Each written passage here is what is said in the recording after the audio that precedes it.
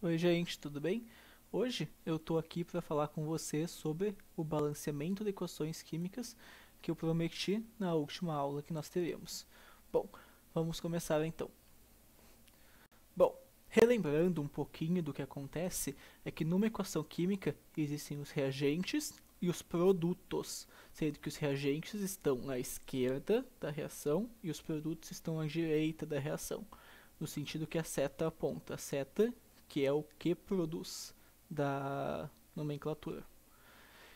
Bom, pela lei de Lavoisier, que nós vimos na última videoaula, que foi sobre equações químicas no geral, nós tivemos duas conclusões.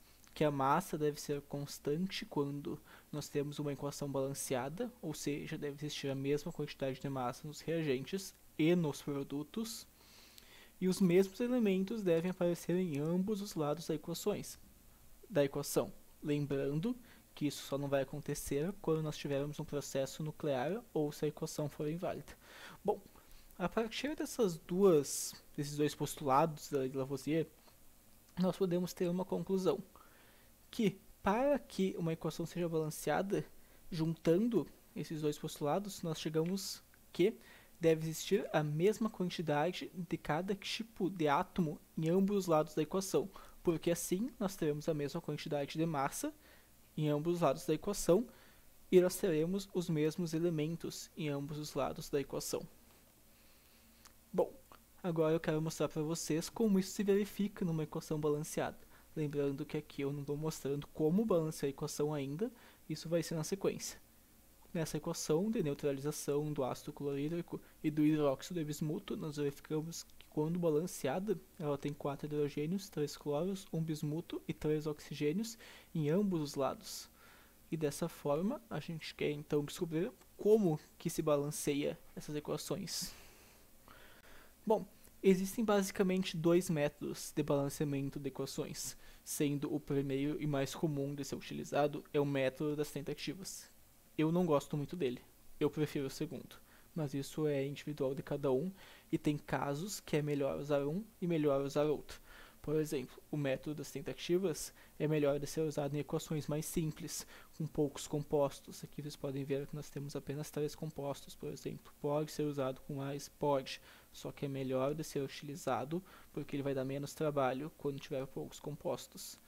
E quando esses compostos forem simples, com poucos elementos envolvendo eles. Como vocês podem ver, também temos apenas 3 tipos de elementos, quer dizer, 2 tipos de elementos em cada uma das equações. Poderiam haver mais, e o método que eu vou ensinar para vocês ainda funcionaria. Inclusive, esse método prevê a existência de mais elementos no balanceamento. Só que, quando nós temos uma equação mais complexa, como essa aqui, do Al com F2SO4, formando Fe mais Al2SO4, é melhor nós usarmos o método algébrico, que é o método matemático, que é para equações mais complexas com vários elementos e vários compostos. Vamos primeiro para o primeiro dos métodos, que é o método das tentativas. Bom, o que a gente busca aqui é ajustar o número de átomos entre ambos os lados da equação, de forma a equilibrá-los. Para isso, nós vamos atribuir coeficientes a cada um dos compostos existentes nessa equação, apenas colocando o número na frente e buscando sempre os menores coeficientes inteiros. Bom, mas como é que eu vou fazer isso? A gente vai tentar ajustar sempre numa ordem, para ter um norte de como realizar o processo. A ordem é conhecida como regra do macho, é assim como a regra do octeto uma recomendação, que você pode ou não seguir, só que é recomendado que siga porque fica assim mais fácil. A ordem que é sugerida é primeiro balancearmos os metais, na sequência os ametais, então o carbono, o hidrogênio e o oxigênio.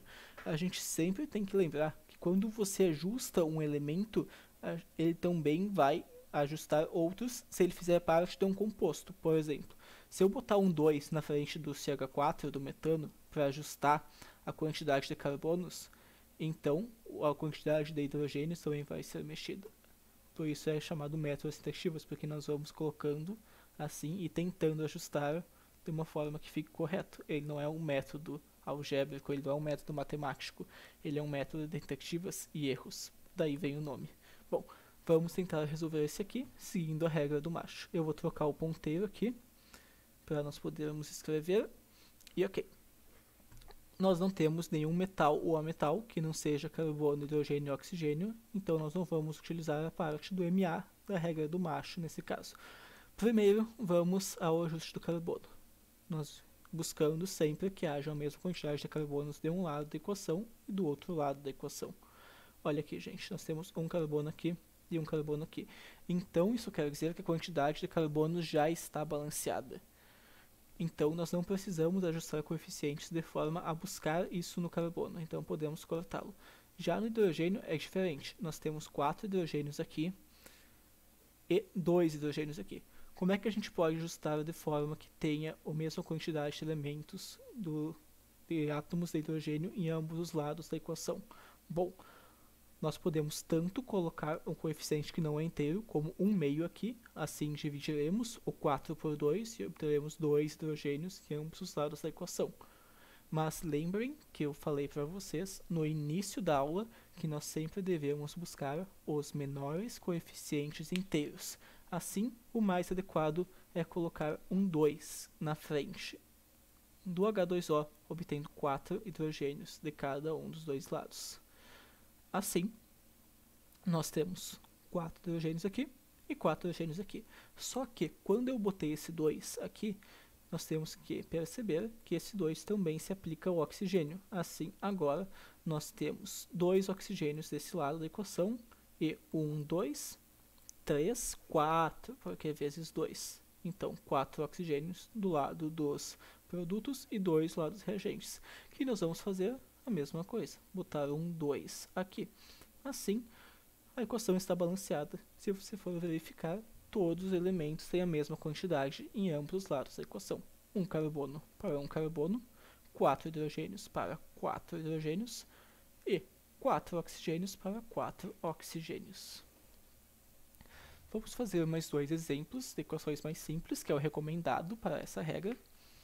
E, primeiramente, vamos aplicar a regra do macho à equação de formação da amônia, N2 mais H2 formando NH3.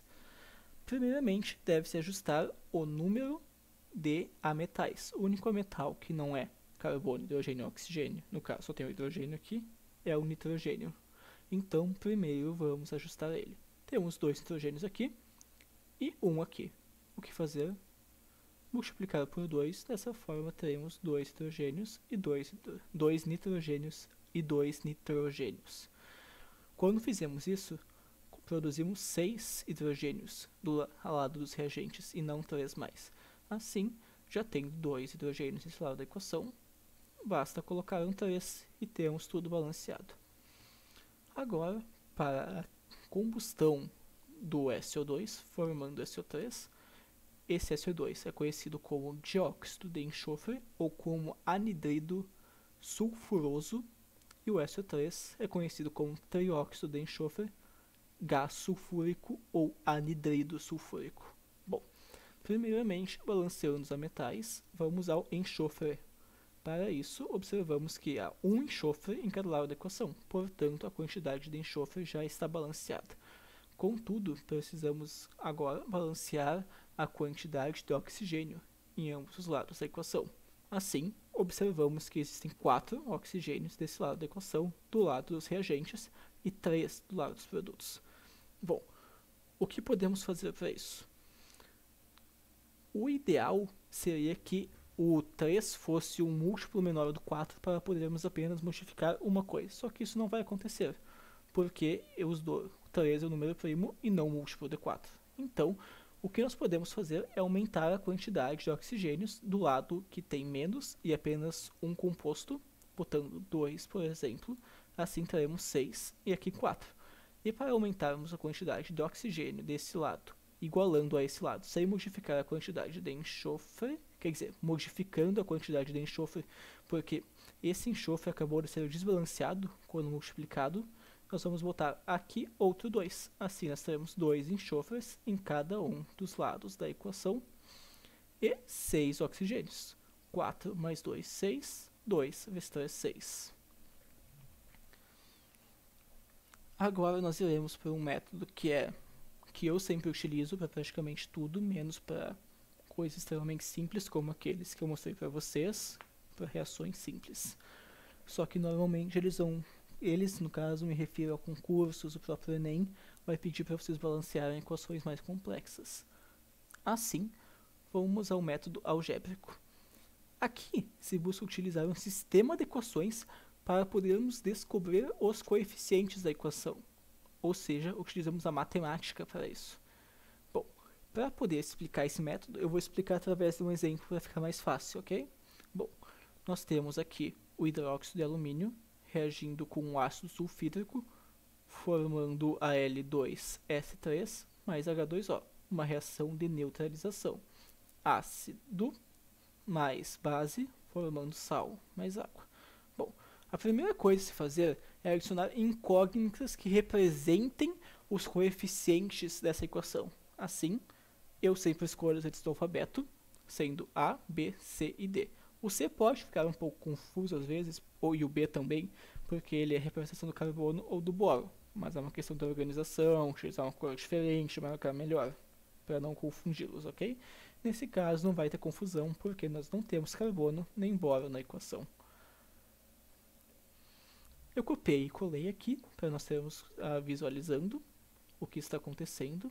E o segundo passo é listar os elementos e gerar equações para cada um, conforme eles estão representados. Assim, eu já formei as equações aqui para vocês, mas vamos ver de onde elas surgiram.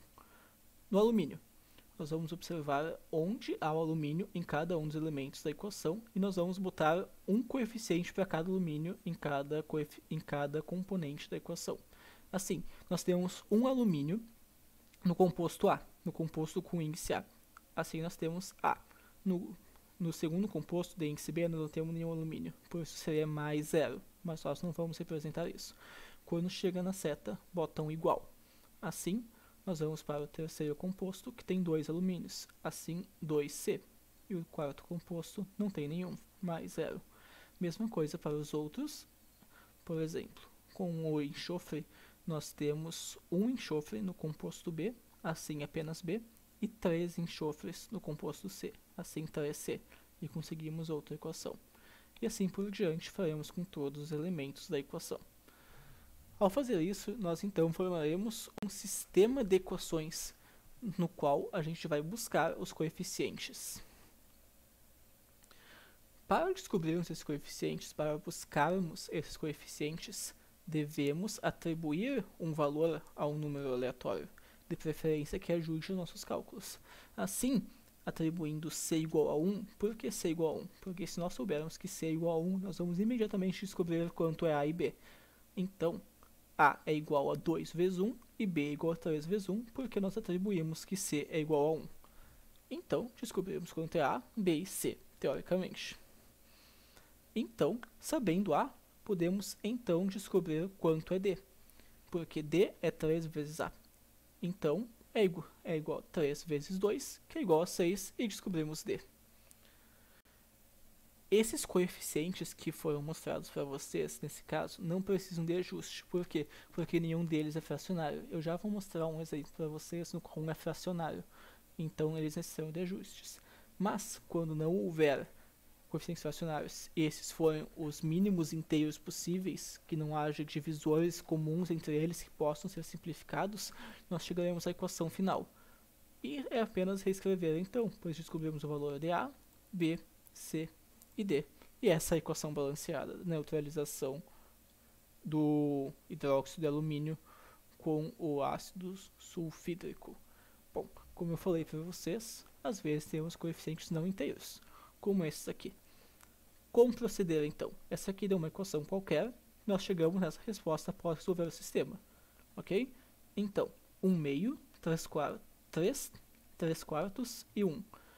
Para então conseguirmos os mínimos coeficientes inteiros, basta multiplicar todos os denominadores, todas as frações, pelo número do maior denominador. Assim obteremos os menores coeficientes inteiros. Porque assim, gente, ó, eu preciso transformar esse número, que é o mais complicado, em um coeficiente inteiro. O melhor jeito de fazer isso é multiplicar por 4. Porque assim eu vou cortar e cortar. a mesma coisa vai acontecer aqui, ó. Quando eu multiplicar por 4, porque eu tenho que multiplicar todos pelo mesmo valor, eu vou cortar esse aqui com esse aqui, e sobraram 2. E 1 vezes 2 é 2. 4 vezes 3 é 12. 3 quartos vezes 4 é 3. E 1 vezes 4 é 4. Agora, para mais um exemplo, para acabarmos a aula, pelo método algébrico, aqui eu já tenho a equação não balanceada com os coeficientes atribuídos, com as incógnitas atribuídas como coeficientes.